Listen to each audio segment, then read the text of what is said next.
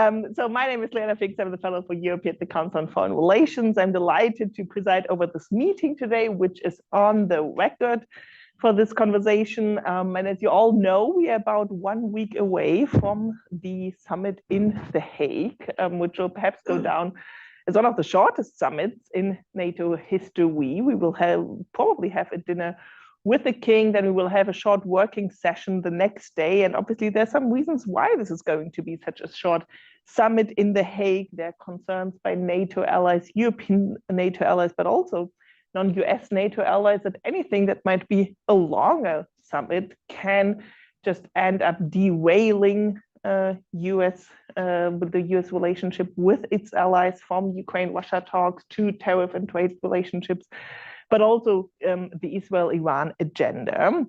So we will discuss today, what are we going to expect from the NATO agenda? What is probably going to be the outcome? Will we have a communique at the end that we can all agree on? And I'm more than delighted to have a fantastic set of speakers here with me on stage. I will first introduce Bailey Hutchison, who is joining us virtually. Thanks so much for your time.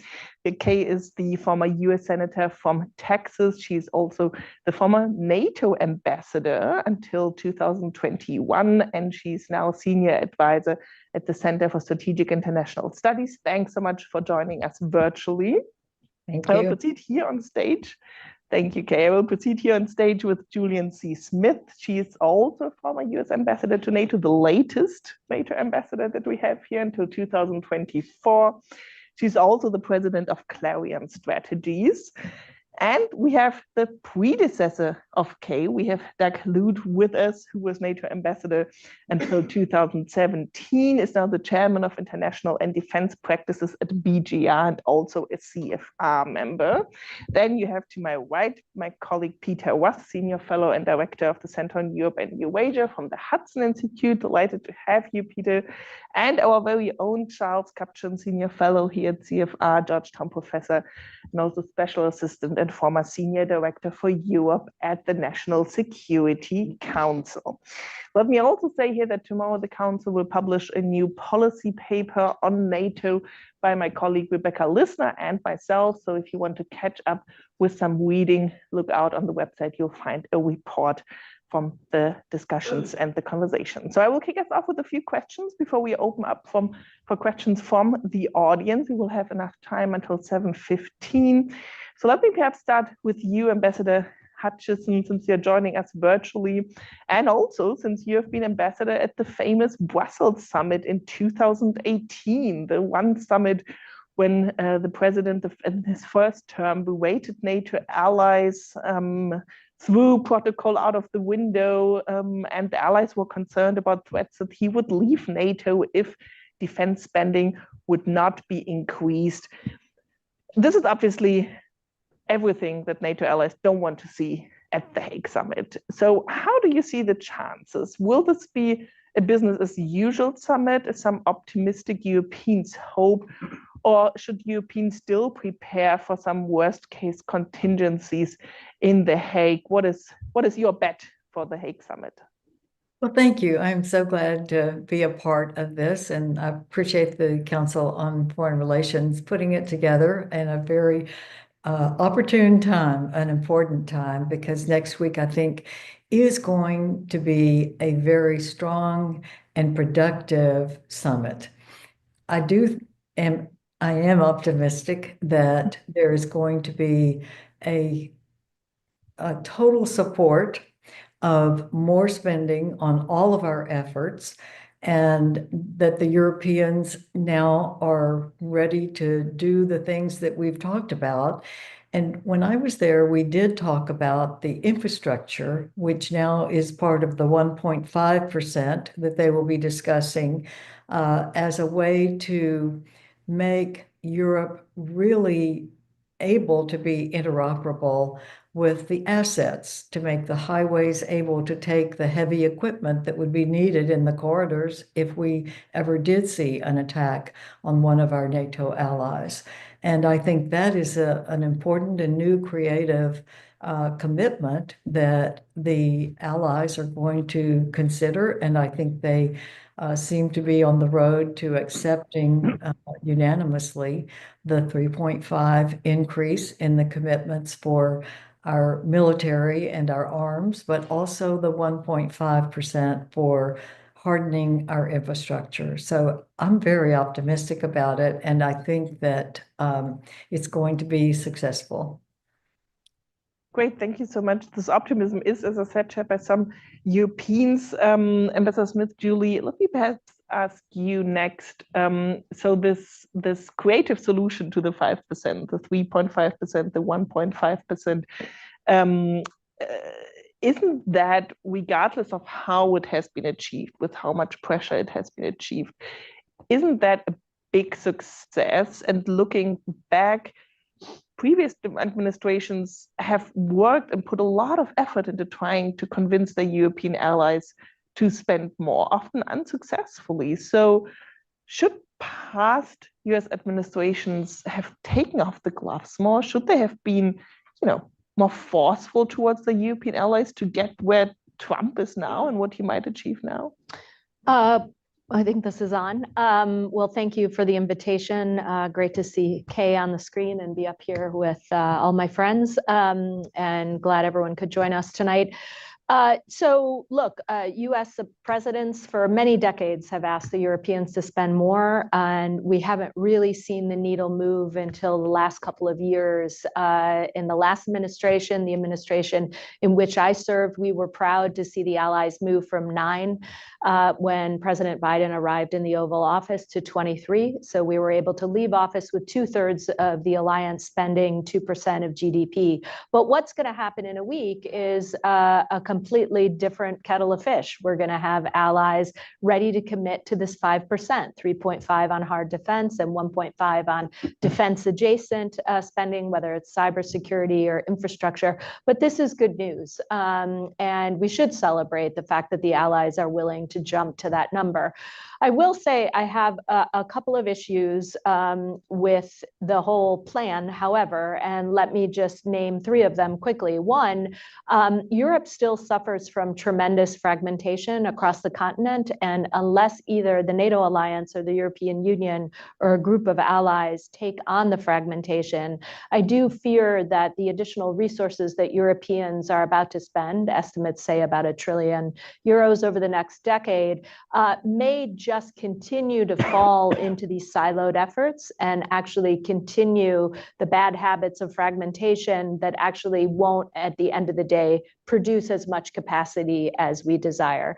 Number 2, it's good when you're spending money to have a strategy. Allies agreed last year at the summit here in this city to create a new Russia strategy. The alliance has delayed drafting that strategy for fear that right now they couldn't reach consensus on drafting it. And I do worry that without such a strategy, some allies will scratch their heads and say, why are we making these added investments if we can't agree on some sort of Russia strategy? So I hope that post-summit, the allies can kind of roll their sleeves up and get to work on that. Lastly, I will say that because of the tension in the transatlantic relationship over tariffs and a number of other things, Greenland, the list, we now have a situation where some European countries are stressing the need to take those added resources that will come from the new commitment to 5% and only spend those resources on European capabilities.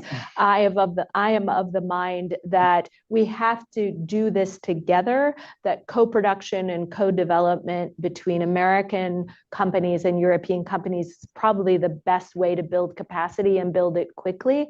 And so I hope that that view that's represented by some, but not all, doesn't really take root and move the alliance away from those types of transatlantic defense industrial joint ventures. Thanks so much. So, Liana, every panel breaks down at some point. Okay? That's too early for me, Doug. Let me just. All right, you can I'm going to take over. Let me try to throw one thing to you, which I think is relevant, and then you can come in with what you want to say. And I will also come back to the Russia question because I think it's an important one. But because you have served as NATO ambassador under Obama, right? The whole pivot to Asia strategy and so on. You know how long this has taken. But one of the big concerns that Europeans had ahead of the summit and still have for after the summit is the US troop presence in Europe. So I want to ask you, what if there is a troop withdrawal? Let's say the 20K troops that have been stationed after 2022, how bad would that be? Is it reasonable in terms of US force posture in Europe? Would the political signal be too damaging? There have been promises that this will be a phased process by the US NATO ambassador without strategic gaps for Europe. How do you look at that? Because it is the main concern by European allies. And come in with what you wanted to say anyway.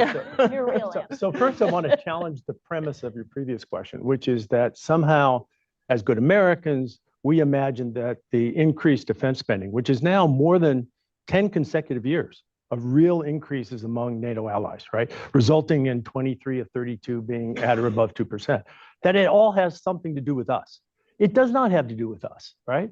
Was it Obama who signed the pledge in 2014, who's more responsible than President Trump, who yelled at allies in public to get them? No, you got the wrong president.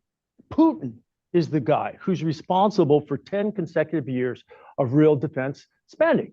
Okay, so we should show just a touch of humility here about who's responsible for what. In fact, in the period 2017 to 2021, the rate of increases among European allies actually decreased.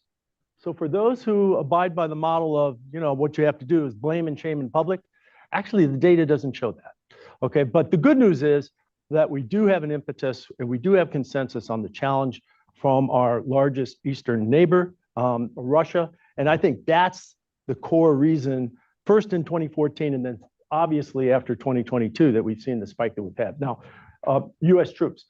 There's no question that for the 76 years of NATO history, the presence of US troops has cemented in the perception and of US commitment to the defense of Europe. There's no question about that. I mean, I served initially as a lieutenant 50 years ago in the inner German border. And from those days all the way through today, I think that's important. Rather than the number of troops, though, is it 20,000? Is it 30,000? Does it drop?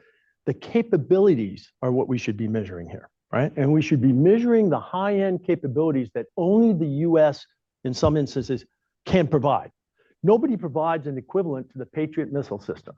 If you withdraw Patriots from Western Europe, that's a big deal. If you withdraw US intelligence, some of the high-end intelligence capabilities, that's a big deal. Precision strike, deep precision strike, which could hold at risk any Russian intentions, as we're seeing, by the way, today in Ukraine, right? This notion of striking in depth. US has precise, accurate, and quantities of precision strike, deep precision strike that are not, attributable to anybody else in the alliance. So I think you really have to parse this, not just numbers of troops, right? Where this bit of a shiny object, it's 20,000 or otherwise, but rather get into the capabilities. The last thing we should take from the Cold War experience, right? Another lesson is that the presence of some US troops, however, is also a piece of the nuclear deterrent equation, right? So extended deterrence to our European allies by our strategic nuclear forces, it begins with US troops on the ground, which makes extended deterrence credible.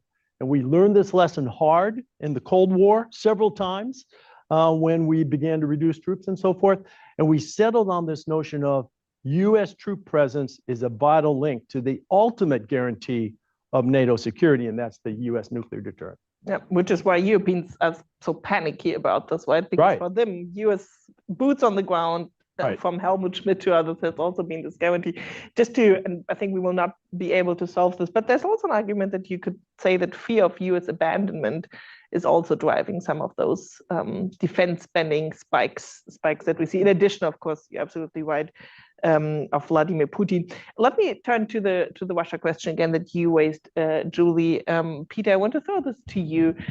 What we hear, what you can read in the press, is that we will have a very short communique, a very short summit, very short communique that will mostly focus on defense spending, that might not call out Russia for its aggression against Ukraine, that will not repeat the pledge for Ukraine to become NATO member at some point, that will not present a Russia strategy.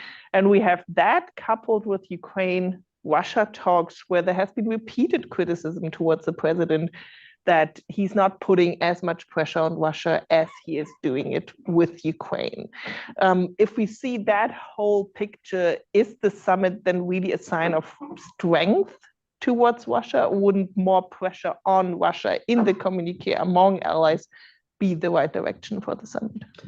Well, first of all, thanks. It's great to be at the August Council on Foreign Relations. And speaking after 3 NATO ambassadors, I hope foreshadows my own professional direction in the years to come. So it's great to be here with all of you.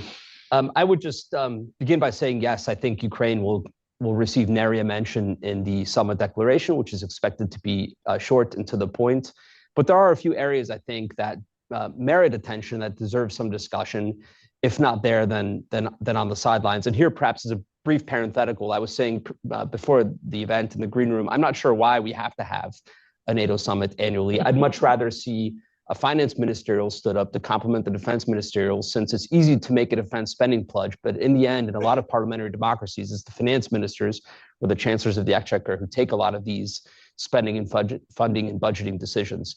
So I think the communique or the declaration won't have much Ukraine in it, but at basically every ministerial in recent years, Russia's increased uptake use of hybrid warfare to go after the alliance has been heavily discussed. There have been dozens. I've seen a NATO official talk about almost in the hundreds of these incidents over the years. And to date, while there was a hybrid strategy discussed at the defense ministerial in Brussels, I think now a week ago, the alliance has been rather, I'd say, conservative, bordering on the tepid in responding to these hybrid attacks. There's been information sharing. There's a new operation now in the Baltic Sea, Baltic Sentinel. And there has been an attempt to impose costs on Russia, but really the political economics of this run against the alliance. And so I'd like to see the alliance think more about if it's necessary to undertake, I don't know, offensive cyber operations, for example, to reset deterrence in a domain where the cost of repairing a cable outage on the floor of the Baltic Sea vastly exceed the cost of dragging an anchor across that seabed. Another area that I think probably merits discussion, and I hope it comes up, is how the 5% actually come to pass.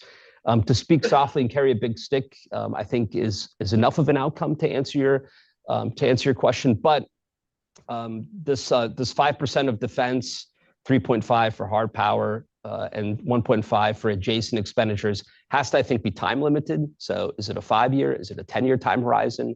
What is the plan to incrementally get to 5% in the coming years? How do we hold allies' feet to the fire? And then what categories actually count? Do bridges from, say, Sicily to the mainland count? Cyber certainly does. Does climate spending? I'd urge a pretty tight definition of what adjacent 1.5 costs actually entail. And then I think there are a number of other debates around Ukraine that are important. I don't think we're learning fast enough some of the lessons of modern unmanned vehicle warfare that Ukraine is so eager to share with us in return for the enormous generosity that the West has showed Ukraine. And I'm afraid that the NATO operation set up in Poland is still too far away from the Ukrainian front lines to learn the lessons quickly enough for industry and policymakers. I think that should be something up for consideration. So there are a whole host of, I think, technical and military, after all, as a military alliance, areas that I think maybe fly below the political radar, which are worthy of discussion at the NATO summit or in the defense ministerial process. And I'd hope the alliance would pick those up, even if the kind of visceral political question of Ukraine's future relationship with NATO isn't settled. Mm-hmm. But you would say there's still the same threat perception on both sides of the Atlantic about Russia? Well, yeah. I mean, I think that if you read all of these publicly made available intelligence assessments across the alliance, including our own most recent national defense estimate, Russia is still seen as a country implacably opposed to the Western order and the American-built order in Europe. And I think seeing that clearly is important. Mm-hmm. Thank you. So let me turn to you. Do you think that if this NATO summit, let's assume it's successful, everything is business as usual, are you concerned that European allies will say, oh, look, nothing has really changed. The US is not becoming isolationist. Things just continue as they are. We are in a safe spot, a little bit like during Trump's first term. And linked to that, if you think about the European publics that have to cope with a 5% defense spending goal, and not all European publics are fiscally so flexible as Germany is, do you have concerns about what this means domestically? No, I would say the opposite. I think that there is a 5-alarm fire in Europe about the future of the relationship with the United States, and that even if this summit goes well, there is going to be a debate ongoing for the rest of the Trump presidency, probably over, is our relationship, our strategic partnership with the United States intact? Will this summit and the G7 summit today shift things one way or the other? Yes, but I think the two kind of must-haves are: will there be any blow-up, either in Canada or in The Hague, in which Trump sort of shouts down other leaders or says, "I'm going to withdraw from NATO"? And my guess is the answer is no. He's going to be on best behavior, and that's because there isn't the same geopolitical slack today that there was during his first term, because of the war in Ukraine, because of what's happening in the Middle East. I'm not expecting some kind of black swan event, and I'm guessing that you'll get some aspirational language about defense spending, and everybody will say this was a success and go home. But I think that the backdrop to the summit will be all about Ukraine. And in many respects, NATO's future rises and falls on what happens in Ukraine. And I give Trump credit for opening a dialogue with Putin. It's a conversation that needs to happen. I wish it had happened when Biden was still president, because I think it may have been handled a little better. But listen, this is not a war that Ukraine is going to win. And as a consequence, we need to figure out how to bring this to an end at the negotiating table. And that entails a US-Russia dialogue, as well as with the Europeans and the Ukrainians. I think that the key question in my mind, and I think in the minds of many Europeans, is will Trump introduce greater coercive leverage against Putin to go with the diplomatic opening? And my guess is that he will. Will he do it by the time that we get to The Hague? I don't know. I'm guessing it's being discussed in Canada. But my gut tells me he's going to increase the coercive leverage, not necessarily sanctions, but approving more weapons, for 3 reasons. One, it's cheaper. And that's because the Ukrainians are now using mainly drones. They're not burning through American materiel in the same way they used to. Second, I think Trump is pissed off at Putin. He's being played by Putin, and he knows it. And I think that'll make him more ready to approve, or at least ask Congress for more money. And the third thing is the minerals deal, where he can say, we're going to ask $10 billion more in appropriations, but we're going to get paid back because this is an investment in the minerals deal. Final comment. I'm guessing that on NATO membership for Ukraine, everybody's going to duck. I don't expect there to be language similar to the last summit where they talked about the irreversible membership of Ukraine. And maybe there'll be some statement about the door is still open, but I think they'll be less forward-leaning. And I do think I would like to see Trump himself come out either at the summit or sometime soon and take it off the table. Because I think for 3 reasons, it's important to clarify the American stance on this. Number one, because I think the war will be easier to end if Putin thinks that NATO is not moving in as soon as a ceasefire is declared. I understand why Russia objects to NATO membership for Ukraine. I don't understand why one American decision maker after another has said NATO is a defensive alliance and it poses no threat to Ukraine. Of course it does. No country wants the greatest military alliance in history to move in next door. Number 2, I think it's a mistake to keep leading the Ukrainians on. We keep saying come to mama, come this way, and they come this way, and they get to the doorstep, and we say, hold on, not yet. And in many respects, I feel we should be more honest to Ukraine, because they're probably never going to get into NATO. So it's important for them to make other plans. And the final argument I'd offer here is, 500,000 Ukrainians have either been killed or wounded in this war. No US troops, no German troops, no Polish troops, not a single NATO soldier. That says to me that NATO is making a decision that it is unprepared to go to war with Russia to defend Ukraine. If that's the case, then why should NATO extend an Article 5 guarantee to a country that would obligate it to go to war to defend it? Thank you, Charlie. I know there might be perhaps some divergent views on Ukraine and NATO on the panel. We'll come back to that, but I want to give one more opportunity to speak to Ambassador Hutchison, because I know you have to leave a little bit early before we jump into Q&A. First of all, I would love to know how you see the role of Ukraine in its relationship with NATO in the future, especially have we learned enough from Ukraine? Julie, Ambassador Smith has already talked about European defense industry. Shouldn't we use Ukraine more to prepare Europeans for a potential future ahead? And then if I may also ask you, so according to press reports, China will not play a major role at this NATO summit. Is that something that concerns you, the lack of pressure on China for its support of Russia's war? Would you like to see more in that direction coming up at the NATO summit? Well, I'd like to make a couple of points. First of all, I do think that at some point down the road, Ukraine will be a member of NATO. They're not ready now. They know they're not ready now. They're going to have to go back and form their government, solidify their democracy, make sure the corruption is gone.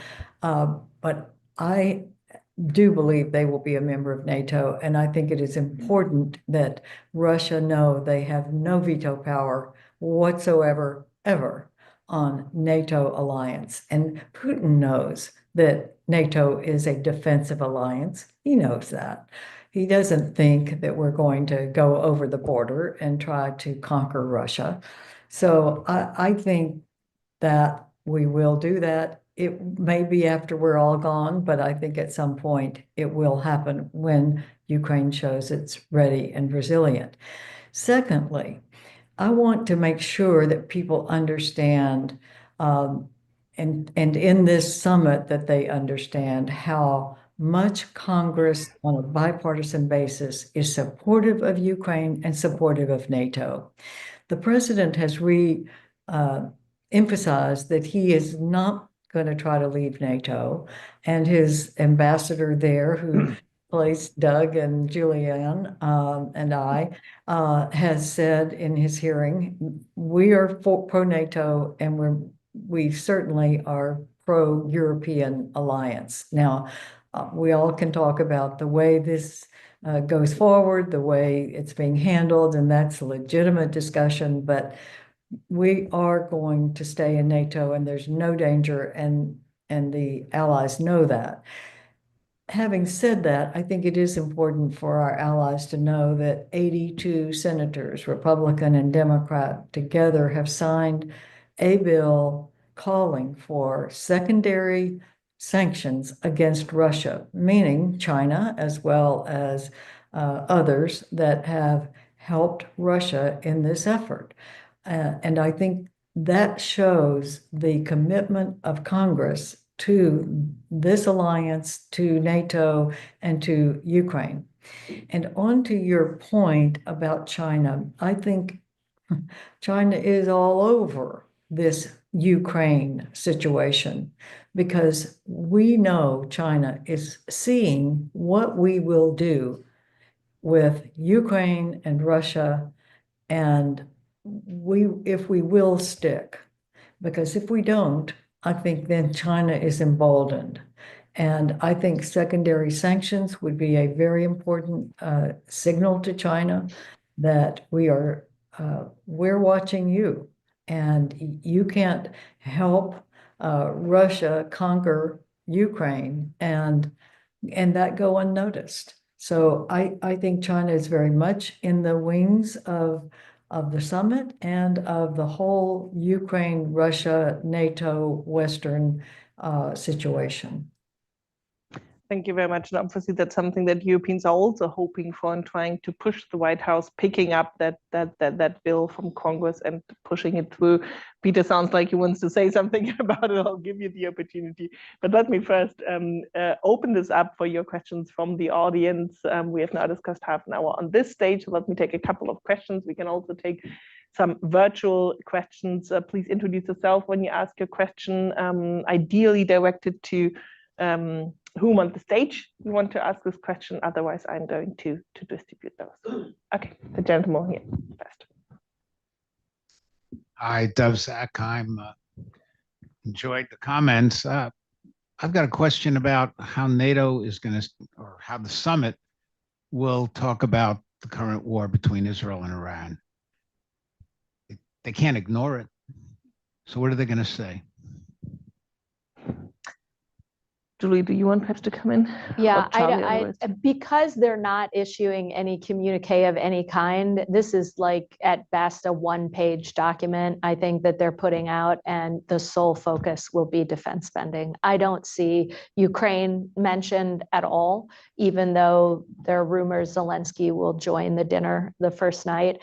And I don't even expect China's support for Russia and Ukraine to be mentioned, even though actually one of the good bipartisan stories in the alliance is the good work that Kay did in the first Trump administration with the allies on China. We took the baton and ran with it and really deepened our relationship with the Indo-Pacific partners. I mean, they may be there, the Indo-Pacific partners, I've heard they're coming as well, but not for a substantive discussion. So we're losing that focus, and certainly because none of that will be mentioned, despite all the good work we've done inside the alliance, I do not expect any mention of what's happening between Israel and Iran. I really don't. It certainly will come up in press conferences, press engagements, to the extent that the president speaks at the podium. No doubt journalists will be peppering him with questions, but I would be shocked if it were on a piece of paper coming out of the summit. Any divergent views on that on the panel? Agreement here. Can I just supplement Julie's point by saying, I think Iran, much like the China question, which was just raised, is an opportunity for the administration, because to the extent that they're being urged by Europeans to push secondary sanctions against Russia, I think it can turn around and ask the Europeans, if you are so offended by Chinese, North Korean, DPRK support for Russia, and if this war is so important and existential for the European order, then you too should be prepared to take tougher steps when it comes to greenfield investments, foreign direct investments, when it comes to Chinese control of port terminals in Europe, and on and on and on in the critical infrastructure sphere. And I think that is certainly something that that could be up for consideration. I also don't think it's time, to go back to a previous question, to necessarily go at one of the kind of foundational principles of the alliance, Article 10 and the open door policy. I don't think we're at that point yet in Ukraine. The Ukrainian defense industrial base is at a far different place than it was a year ago. European production in certain systems is coming online. And I think a better use of our time at this summit, or in the conversations around it, would be to talk about how, as the American supplemental funding runs dry over the next few months for certain classes of systems, we can think about direct military sales, perhaps to European allies, to backfill systems they're sending the Ukrainians, perhaps even to Ukraine directly. The president can say he sold this stuff, the previous administration granted it away, and he can celebrate that. And then I think we actually have a sustainable way forward for Ukraine that doesn't require the types of upfront concessions that I don't think are necessary. But again, as Julie mentioned, this is going to be very sharp, tight, and well choreographed 24 hours. And so I don't know if all of that complexity will make its way into it. Doug, 2 fingers on that? So if it were to come up, I wish it would come up in the following way: painting a contrast between the blending of diplomacy and hard power against Iran, right? Arguably with the Trump administration taking advantage of Israel's hard power, right? And trying to pursue still a diplomatic solution. The contrast between that model and the model we see with Russia and Ukraine, which is rather feeble, disjointed diplomacy, not backed up by hard power. And if you painted that contrast, I think we may see a shift in the administration towards the sort of support that Charlie suggested. You know, I would Thank just you. add in response to Peter, I worry about that scenario because I think if this funding stream runs out and we're done, it sends a signal to the Europeans that they're basically on their own, and it sends a signal to Putin to wait us out. Next question from the audience. Over here. Mark Kennedy for the WABA Institute. I would like to ask about the European Union passed a bill on their industrial base. When we talk about the fragmentation of Europe, that was a kind of protectionist bill. Can we count on the European Union to really eliminate this fragmentation, or do we have to work that through NATO? How much of a partner can European Union be in this? Since you raised that before, Julie, do Sure. you want to Well, take this on? there's a couple different issues here. I mean, there's the what the European Union is trying to do through its new defense industrial strategy, and that is to push the Europeans to invest in their own defense industrial base. And I appreciate that, and I applaud those efforts, and I want to see more done on the European continent. But there are some things that Europeans simply can't produce on their own. They have to cooperate with the United States. And by putting this percentage cap on it to say, I can't remember if it's 60% or what the number, 65, must be produced, of everything that they produce must be produced in Europe, it shuts out the opportunity not just only, to work with the United States and our best-in-class companies that produce kit that the allies have used for years and years and years, but it, in theory, puts the South Koreans out of the picture, the Turks, the UK. I mean, Norway has kind of a special arrangement there. But that's one piece of the puzzle. And again, I understand and appreciate the instinct, but I like examples where we see countries coming together to work with an American company. I often point to Spain, Romania, Germany, and the Netherlands joining forces with Raytheon to produce GEM-T missiles for Patriots. That is a brilliant idea. We'll produce upwards of 1,000 GEM-T missiles. That's needed in Europe, but it's leaning on the technology and know-how from the United States and allows us to remain interoperable and focus on that one system. There's another set of issues, which is, more broadly, whether or not the EU or NATO can get at the fragmentation, the fact that Europe still builds 12 separate tanks, and should limit that down significantly. But who's going to do the hard work? Who's going to go to country X and say, I'm sorry, we want you to produce less of X and more of Y? And who's going to take orders from the European Union, from NATO, or from a group of countries to kind of serve as the conductor of the orchestra? I don't see that work happening. And again, that's why I raised it at the top. If Europe can't get at that fragmentation, this money will just continue to flow into all of those siloed efforts. They'll still have 12 different tanks. And it would be much better for the Europeans to pare that list down and get groups, small groups of countries investing in certain types of air defense or armor, artillery. And that is the work that I don't see either institution in Brussels taking on right now. Charlie, I want to reinforce Julie's point because I think it's really important. And that is that there are two contradictory trends. One is growing political willingness to spend more on defense, which is good. The other is decreasing political willingness to pool sovereignty on defense. And that's simply because both center-left and center-right parties that have generally been pro-EU throughout their history are losing market share, mainly to the far right, but also to the far left. And both of them are not very interested in deepening integration. And so I would say that the trend lines, politically speaking, are away from the kinds of deeper cooperation on procurement and policy that Julie's talking about. And in some ways, that's more important than whether you're spending 2% or 2.5% or 3%. And it also, quite honestly, is, I think, the elephant in the room. I can assure you that this issue is not going to get 1 second of discussion at the NATO summit. But what is, in my mind, the greatest threat to NATO? Us. It's what's happening to liberal democracy on both sides of the Atlantic. It's the hollowing out of the political center and the rising threat of populist nationalism. Is that going to be discussed at all? No.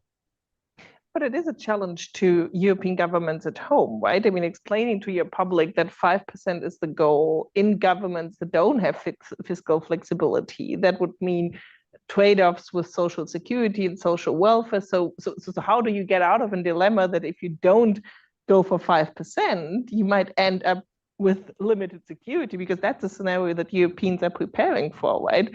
That the United States might, in a disruptive way, withdraw. But on the other hand, domestically, you don't have a public that is willing to accept social welfare, massive social welfare cuts for defense spending. But I mean, to its credit, I think part of the European rearm plan is meant to address this, and that the allowance for countries and member states of the EU27 to trigger their national escape clause from the Stability and Growth Pact means that for 1.5% of GDP means that they're not immediately going to be subject to Maastricht level proceedings. And then secondly, the 500 or 150 billion euro credit facility is backed by the multi-annual framework, which is a AAA rated funding vehicle. So if countries want to access it, it's voluntary. Those countries that have less fiscal space, that have lower credit ratings, have a long, I think, 10-year principal repayment horizon. They can raise money at cheaper rates and try to hit those percentages. I agree with Julie entirely that there are issues with the design authority of the EU plan, but at the very least, it is an attempt, I think, by the Commission, to its credit, to give some fiscal space to countries that don't have it. And secondly, I'd add that in addition to the EU27, the EFTA, Norway, Switzerland, Iceland, and I'm forgetting one state, Liechtenstein, are eligible, but also Ukraine. So those 150 billion, they're joint procurements by requirement, can also go to Ukrainian industry. And I think some of that could be helpful, but the rubber will hit the road when actually countries have to access these. So this conversation edges on a very important distinction between inputs and outputs, right? So since the Wales Pledge in 2014, right, we've been focused for 10 years on 2% as a critical measure. I mean, the Secretary General measures this down to 2 decimal points every January and issues his annual report, right? But what's really important is this conversation, because it's the outputs that really matter, right? And NATO has become, and our publics have become fixated on the inputs, and we're still sort of shy about what do we actually buy. Now, NATO knows what it needs, right? NATO has regional defense plans, north, center, and south. It has gone through the military math of assigning capabilities for each of those 3 contingencies to allies. Allies know, at least the militaries among the 32 allies know what they're on the hook for to provide to NATO. But we hide behind the classification system. And this is the conversation that ought to be had at The Hague among heads of state, so that we're much more transparent with who's delivering 2%, 5%, 3%, who's delivering the capabilities that you're on the hook for and who's not. And if we had that conversation, it might be a much more compelling argument to Congresses and parliaments and Bundestags and so forth, that some are carrying their weight and some are not. But this artificial notion, the artificial fixation on inputs, I think is not helpful. I think that's an excellent point. We have one virtual question. We'll take the next question from Gideon Rose. Hi there, Gideon Rose, Council on Foreign Relations. I'm kind of shocked by the complacency of this discussion about the U.S. side of it. As Charlie said, the reason this is happening is because the Europeans, the defense spending is happening, is because the Europeans see themselves in a 2-front war. They have an aggressor, a great power aggressor to the east, and they have a great power abandonment to the west. And they're realizing for the very first time in 75 years, holy shit, we may actually have to be responsible. They're wondering whether they will have to be responsible. And so what I hear from this discussion is everybody is going, okay, the taco trade isn't just about tariffs. It's also true for security for Europe. And Trump is just bluffing. And all the things he said and all the things he's done in this spring don't really mean anything. And we can all confidently assume that NATO will go forward as a joint alliance with the same enemies and the same members. And I think that I hope that's the case. And I think that's the best case scenario. And I still think it's probably largely correct. But I'm amazed that you guys aren't I spent all spring in Europe and people were tearing their hair out about the US actually abandoning Europe. And I think there are many people in this administration from the top to several layers down who would actually like that. So I'm curious, is the taco trade applicable to security too? Will all the Trump threats to aggress or abandon be essentially chickened out and will accept a new defense spending and everything will be okay? Thank you, Gideon. You can always rely on your colleagues to ask the tough questions. Otherwise, I would have had to ask this myself in our conversation. But let me give this perhaps first the opportunity to Ambassador Hutchison to answer that question. Are we all just, too optimistic and at the same time too naive about the US role here? Well, I think in many ways, the president has come around to realizing, because of several things that have happened, that NATO is important. He's committed to staying involved, staying with NATO. He has shot down some of the kind of rumor mill that we weren't going to be the SACEUR. We are, and I think the congressional support, which is so essential, has shown that they're willing to stand up for those principles. I am optimistic. Now, is he going to change his tone? I think the European allies now are seeing how the president operates, and they are dealing with it professionally, coming to have the meetings, maybe disagree, maybe agree, but go out as an alliance that may have some differences, but knows that together is where we need to be. I keep saying, if we think that China is the strategic adversary of the future, which we've all agreed it is, then do we want to face China alone or with 42 of the largest economies of the world? And I think that it's clear that we want to be with our allies as we are looking at China. And I believe that how we handle Ukraine and NATO is an important signal about China. So I don't see us being in the panel. I don't see us being overly optimistic or pie in the sky or rose-colored glasses. I think everyone has clear views about this, and it's not the kind of the president that is going to be openly soft and cuddly, but I think the president sees that what he's done has had results, and that he is looking at the big picture. That his whole principle has been that the Europeans haven't done enough.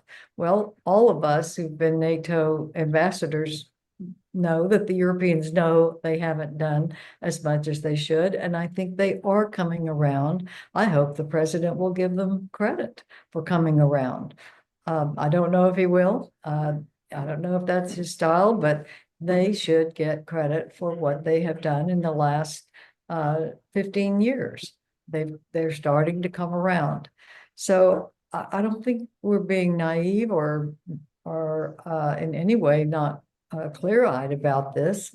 People have come to know how this president operates, and the bottom line is that we're going to be in NATO and the leader of NATO, and it's important.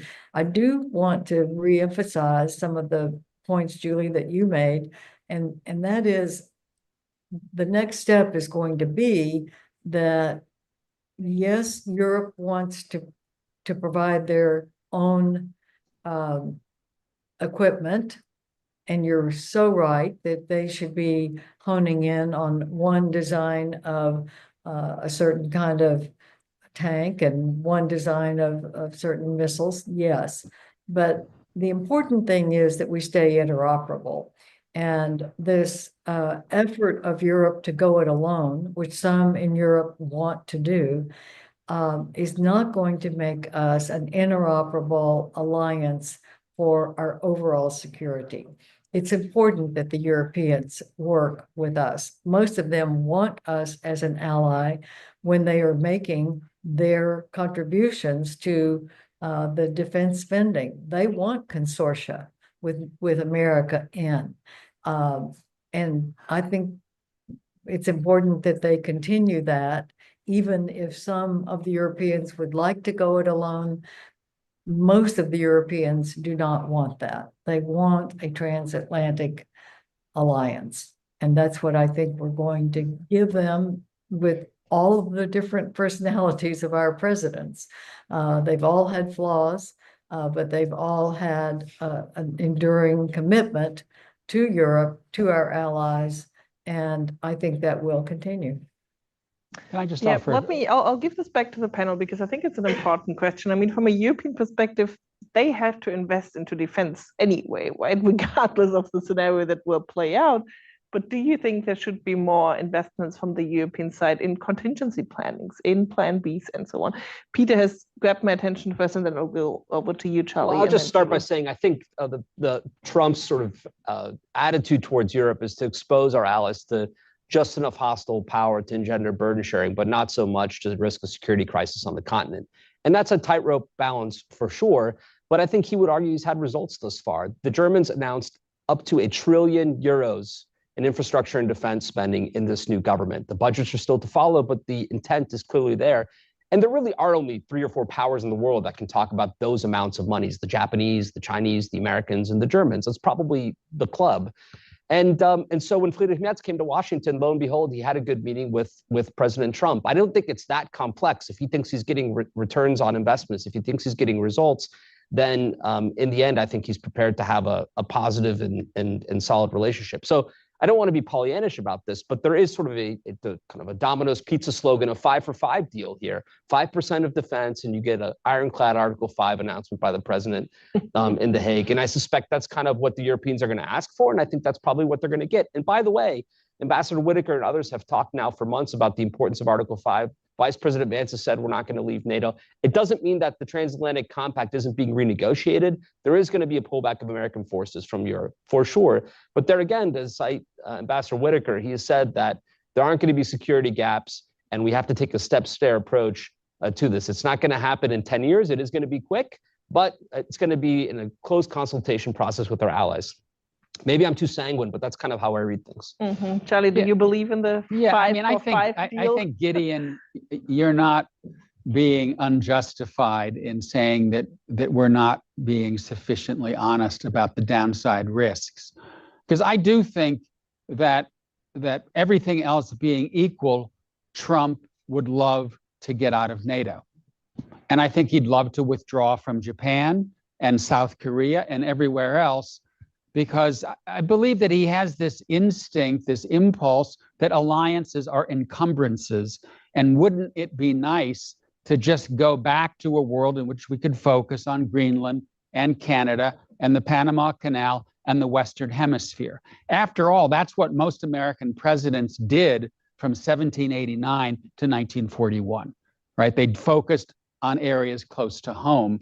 And so I do think that there's an impulse that gives our alliance partners good reason to stay up late at night and to think about getting nuclear weapons. I would be thinking about the same thing if I were Germany or South Korea.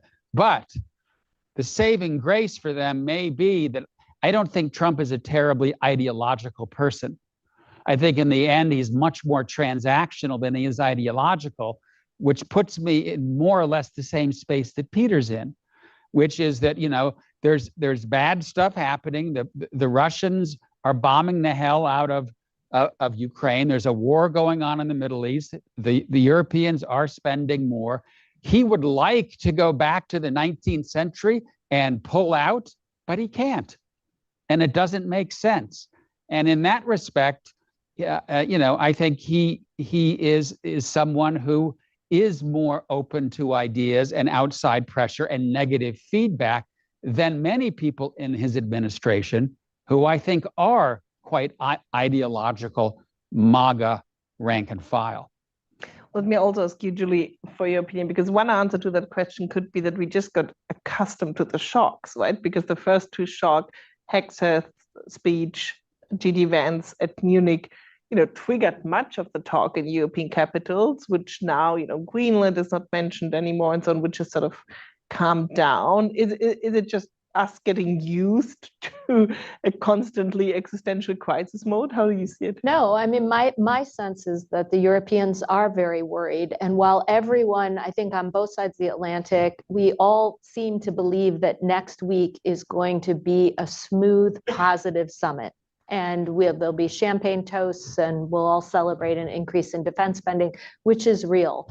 But that is not the end of the story. There's a tremendous amount of uncertainty about the future of this relationship. The president has promised allies and Mark Rutte that he will not surprise them with posture changes. Will that happen? I'm not so sure. We hear that the US is going to continue to pursue peace in Ukraine one way or another. Will that happen? And what happens if the lines start to shift or collapse or move westward? Will the US come in and save the day and at least back up Europeans who may take action? It's unclear. Where's the tariffs? What chapter of this tariff scenario or war, where is that taking us? So there are all sorts of open-ended questions. And then what will Putin choose to do? He can see very clearly that the allies are not 100% unified right now. He's no doubt celebrating the fact that they cannot agree on a Russia strategy. And as Peter noted, they need more work. The allies have to do more work on these gray zone hybrid tactics that the Russians like to use so much. And because of that, maybe Putin opts to test the alliance in a way we're not even imagining, right? And so if there is a crisis or even just a US troop withdrawal with very little notice or no consultation with European allies, where does that take us? I mean, the worst case scenario is that the Europeans say, well, we got to 5%, he should be happy and we're good for the next 3.5 years. That would be a huge mistake. My sense is not many of them are reaching that conclusion, but I think we cannot allow ourselves to assume that if next week is smooth and the president is smiling and he says something about Article 5, that we're good for the remaining years of his administration. Like I always want to add additional questions to you, but I want to take this one step further.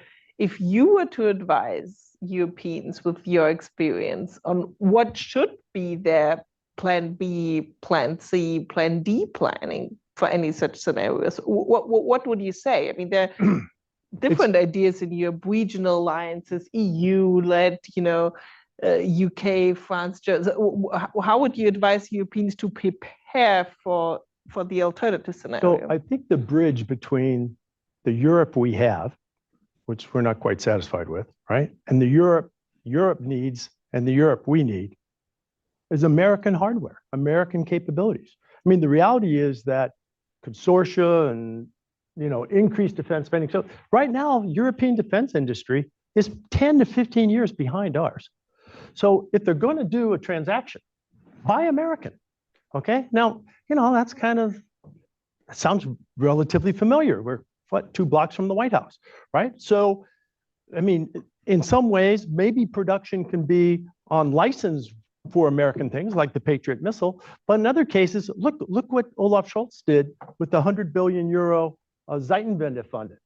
The first two big pronouncements he made was the F-35 fighter, US, and the CH-47 helicopter, US. Why? Because alternatives, European alternatives, did not exist, and they won't exist for some period of time. So during this period where we're bridging from where we are to where we want to be, I think the natural thing and the thing that will appeal to this administration is Buy American. And I mean, there's also worst case thinking, just to push this further, that you buy American, but then that is weaponized against you. I mean, that's a scenario that Europeans have been thinking about: Ukraine, HIMARS, US software. Is that something, too far-fetched? Well, I wouldn't put anything off limits these days, but I think that defense cooperation, once capabilities are acquired, there's a certain ownership in those capabilities. And I think we know how to deal with those sensitive matters of technology transfers and so forth. And it's not as easy to sort of turn the switch on and off as maybe some of these recent comments have suggested. And HIMARS in Ukraine is different than Julian Barnes, New York Times. I wanted to ask you, Doug, Julie, a little bit on the Buy American question. Part of the reason defense spending works in the United States is that, and why it's has bipartisan support, is that it creates manufacturing jobs. Every defense dollar is a boost to the economy. And in Europe, if you want them to spend more, and you're saying spend on American, they're not going to get that economic boost. And we have this moment after the Ukraine war where we see a new wave of weaponry being needed. Perhaps the age of the tank is going away, and it's all or much more drones, and there's a room for all kinds of investment. Are we hurting ourselves by pushing for Buy American? Should we try to if we really want Europe to be more self-sufficient, shouldn't they do the American thing, which is mean every defense dollar is good for your economy? Excellent question. Absolutely. That's why I described it as only a bridge. I don't see this as eternal and everlasting, right? But in order to get some capabilities in the short term, really, there aren't that many choices. There's no other Patriot missile system out there. And so forth. Software, ISR, space-based ISR. I mean, these are not capabilities you can build in a couple of years. But you do bring up a really good point in that for a leader in Europe right now to go out and say to his or her public, we're going to 5% and we're going to spend a big chunk of that on American kit, that is a losing strategy as a politician in Europe right now. There's just no denying it. And I think it will take some leadership to find a way to make investment in indigenous capabilities, but to do so in a way that's thoughtful and doesn't end up producing lots of similar systems that actually aren't interoperable.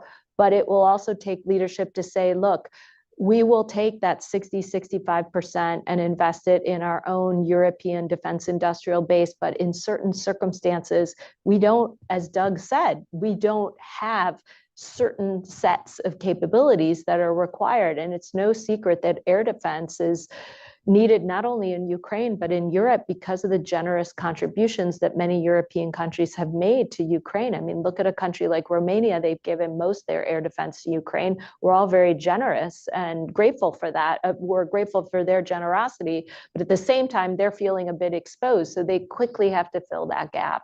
And I appreciate how hard it's going to be to go out and talk about buying American systems in this climate while we're slapping tariffs on each other. So you raise a very good point, but as Doug said, in certain circumstances, there's no way around it. And I think those joint ventures that I cited, where Americans can bring the technology and the know-how, but we can produce and help them build capacity in Europe, might be the best halfway house. I think co-production is the path.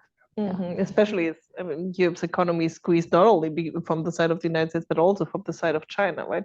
Let me take one more virtual question. We'll take the next question from Phyllis Berry. Hi, this is Phyllis Berry. I have a question to get back to Ukraine. On Ukraine, again, as it won't be discussed, but at the summit, but as we're going towards the fall, Ukraine is running through US kit. And as you say, Europe can't substitute for everything. I mean, they're ramping up and they're looking for production with Ukraine. But really, what happens? Where do you get those discussions to get to something like what Charlie, I'd love to believe you that this is what's going to happen, but where we get to a decision in which we at least let Europe pay for the necessary material for Ukraine. But what happens in the fall when Ukraine starts really needing things that they can only get from the United States? Because I personally I don't see any action going on in Congress or the US to prepare for that next, that next wave of supply that's going to be necessary.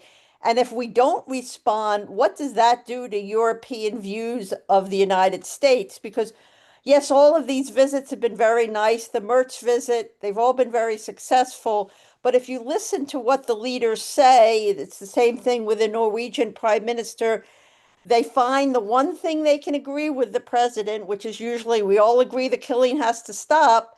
And then they say what they're going to do to support Ukraine. But if the US really doesn't do anything more to support Ukraine on an extended basis, I mean, isn't that the biggest challenge to the transatlantic relationship?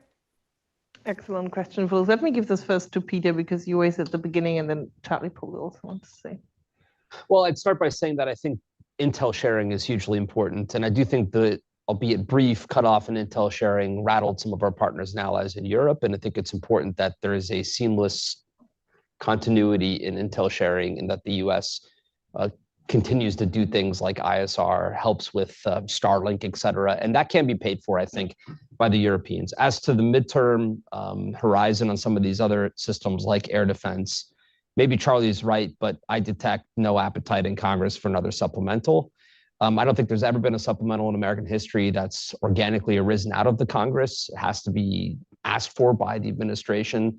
It's very much so kind of a presidential ask, an Article 2 kind of adjacent area. And I don't think the White House is going to ask for a Ukraine supplemental. I don't think it would ask for a munitions supplemental to try to increase our defense industrial base. We basically now have the big, beautiful bill. There's the budgeting process. And after that, it might be that the Congress turns back to something like this. But I would be very surprised, borderline shocked, if there's another Ukraine supplemental, which leaves us with direct military sales. And there I do think the president's open to greenlighting sales to European partners, either backfilling or directly to Ukraine, potentially. Charlie? Yeah, I mean, I think Peter's scenario is completely conceivable, if not likely. I do think that the Ukrainians can do much more on their own than they used to, right? Zelensky said, I think it was about a week ago, that Ukraine now produces roughly 40% of what it needs domestically. And there is a conversation in Europe now, which Liana and I heard when we were there a few weeks ago, active consideration by Europeans to buy American kit to send to Ukraine. So if there isn't another supplemental, do I think that it's game over for Ukraine? No. I think they can probably hang on, probably not end the war on terms that are favorable to Ukraine, but hang on. The reason that I think that Trump may, in the end of the day, come around is that I think that he does not want to be seen as the president who loses Ukraine. And he's got 3.5 more years to go. If he can't convince Putin to stop, I do think that it's not inconceivable that Ukraine will either turn into a failed state or can keep losing more and more ground. And if only for reasons of ego, my gut tells me that he is at some point going to ask for more money for Ukraine. But that's just a guess. Peter knows the Republicans better than I do. So we'll have to see how this plays It's out. really not up to the Republicans. If President Trump asked Right. for a supplemental, he will get a He will get it. supplemental, which would have been different if, say, President Harris Right. was in office. But I guess we're just trying to read the mind of Donald Yes. Trump. Great. I have time for one more quick question here from the audience, if there's one. Otherwise, we'll take one more from the virtual audience. We'll take the last question from James Stevens. Thank you very much for an excellent discussion. James Stevens from the Stimson Center. You talked about the difficulty of making a political case for buying American kit for European leaders. I wonder how the panel would think that European leaders should present the case for increasing contributions to Ukraine's defense, especially if that means real trade-offs in terms of budget, national budgets. So what would be the case for either, a clear and present threat from Russia, or other arguments like the necessity of keeping the alliance strong and so forth? How would you make that case for European voters? And let me add, wouldn't an easy way out of that dilemma be the Russian frozen assets, where we haven't seen any further progress? What? The Russian frozen assets. Oh, right, where we yeah. haven't seen any further progress. Yeah. Julie, do you want to give it a first cut? Yeah, I mean, I think European leaders aren't really struggling to make the case for Ukraine. I mean, I think they're feeling the threat of a failed Ukraine much more than we do on this side of the Atlantic. It is top of mind. You're now hearing from just about every defense minister across Europe is talking about Russia possibly being in a position and having an interest in targeting NATO territory one way or another within the next 5 years. This is just at every conference you go to, somebody stands up and talks about the latest intelligence that shows the Russian threat. So the Russian threat, whether you're in Madrid or Poland or Oslo, I mean, or in Greece, I mean, it is now, folks are consumed with it. There are shades of gray. Obviously, the Balts feel it much more than the southern members of the alliance. But in terms of purchasing American kit, I mean, I think they know, most European leaders, that they have to do two things. They have to address the fact that their capability gaps are acute, again, thanks to the contributions they've made to Ukraine, but the cupboards are bare and they've got to get more for their own defense and to meet the regional plans that the alliance rolled out a couple of years ago. But they also have to buy American kit to get it in Ukrainian hands as soon as possible, especially if the United States is not going to be providing any additional intelligence sharing or any capabilities on our own, or offering any US capabilities. So it seems to be, I don't know, I think a debate right now that is more or less, depending on where you're sitting in Europe, in the right place. Again, I recently was in Spain and traveled through Italy. I mean, it does have a different feel than the debates in the Baltic states. But where we were 5 years ago, it's night and day. The whole continent is talking about Russia, the Russian threat, and the need to continue supporting Ukraine. So that feels very real to me. Yeah. Doug, you have the last word. I do think the ticket here, the burst of additional funding that we need, has to take us back to the 300 billion euros of frozen central bank assets. Yeah. Because that political argument makes sense here, across party lines, and in Europe. So I hope that the G7 they won't say anything about this, but I hope they're talking about this in Canada this week, because that seems to me to be, again, another bridging mechanism that would be very useful. Especially with the new German government. Right. Wonderful. Please join me in thanking our fantastic panel for this discussion.